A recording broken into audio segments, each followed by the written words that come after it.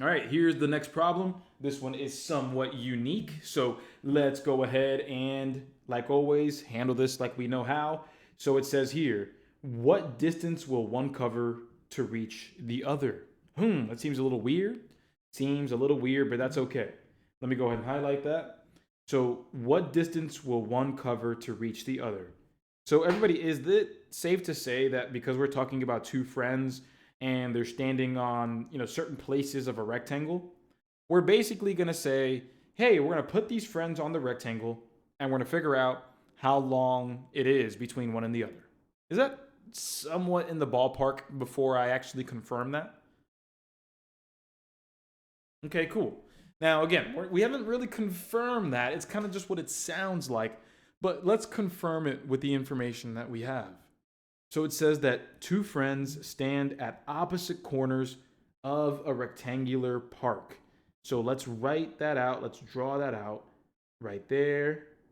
And from here, let's take away the filling. So it's just a regular rectangle. Okay, cool.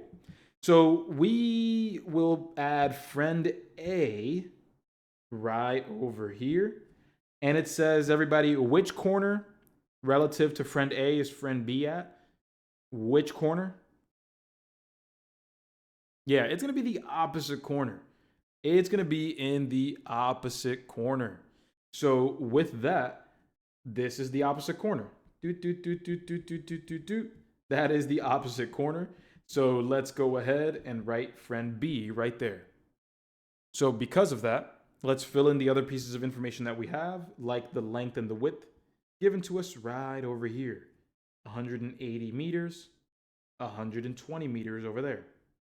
Now, everybody, let's understand what we're being asked to find. Let's see what we were being asked to find. It says, walking along the edge by the shorter route. That's how friend A gets to friend B. So friend A could go down and over or over and down. To be honest, it really doesn't matter because the distance is going to be the same. Because if it's 180 meters down here, it's going to be 180 up there.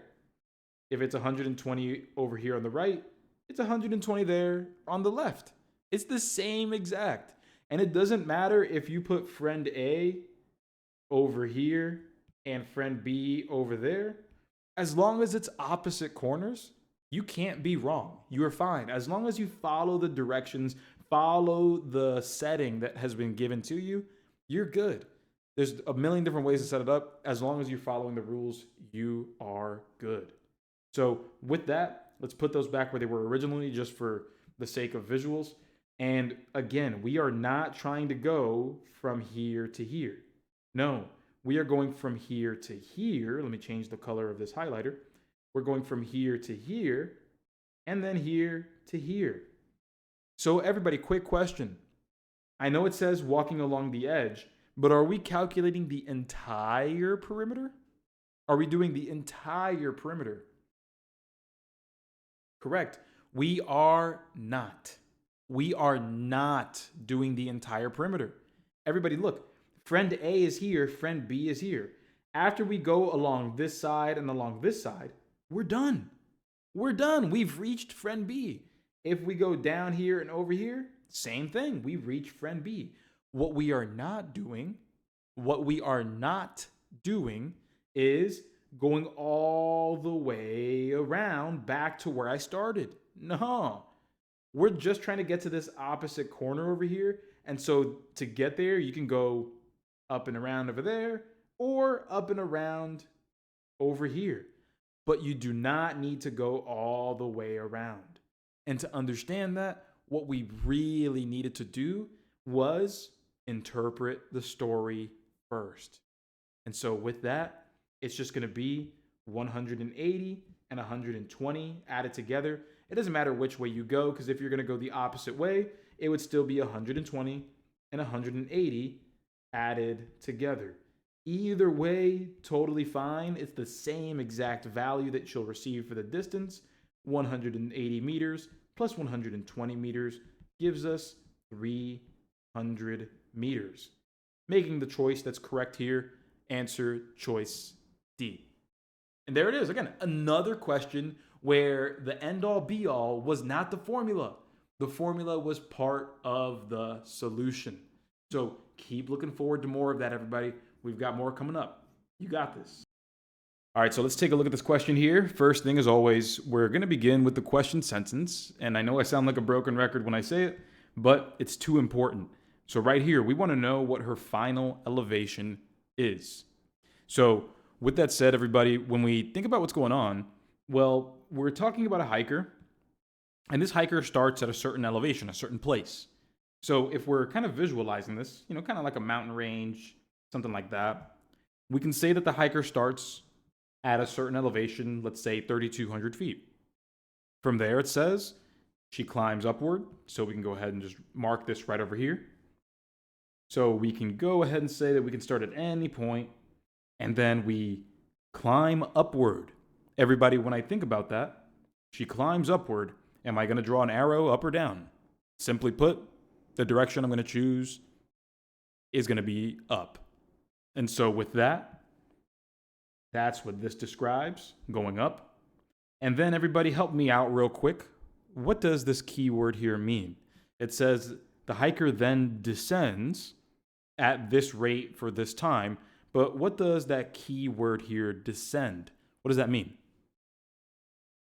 Yeah, that means going down. Yeah, and we count that as negative. So let me highlight that here in purple. And then let's mark that out. And there we go. So from whatever this point is, we'll then be going down. So it looks like what we have going on here is we start at this elevation, we add some distance, and then we take some distance away. Everyone, before we continue, does that make general sense to you? Again, we started at this elevation, then we climbed up. Okay, cool, going up. And then we descend, so bam, going down. And what we're trying to achieve here is, hey, where's that final spot at? So let's check that out here. So we have the 3,200 feet that we start off at. And we'll go ahead and add what happens in the climb. Everyone, to find any distance, remember that distance equals rate times time.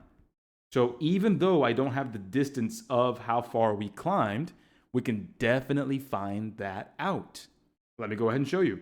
So right over here, climbs upward at 600 feet per hour for 4 hours. Everyone, feet per hour, that's a rate. Hours by itself, that's time. So when we consider that, we're going to have 600 as the rate multiplied by time. Everyone, what is 600 times 4? Help me out there. Yeah, that'll be 2,400, nice and easy. And we'll write that down. We're going to add 2,400 feet because, again, we're climbing, we're going up. So we have the 3,200 plus the 2,400. But remember, we have to subtract the distance that we descend. So let's figure out what that is.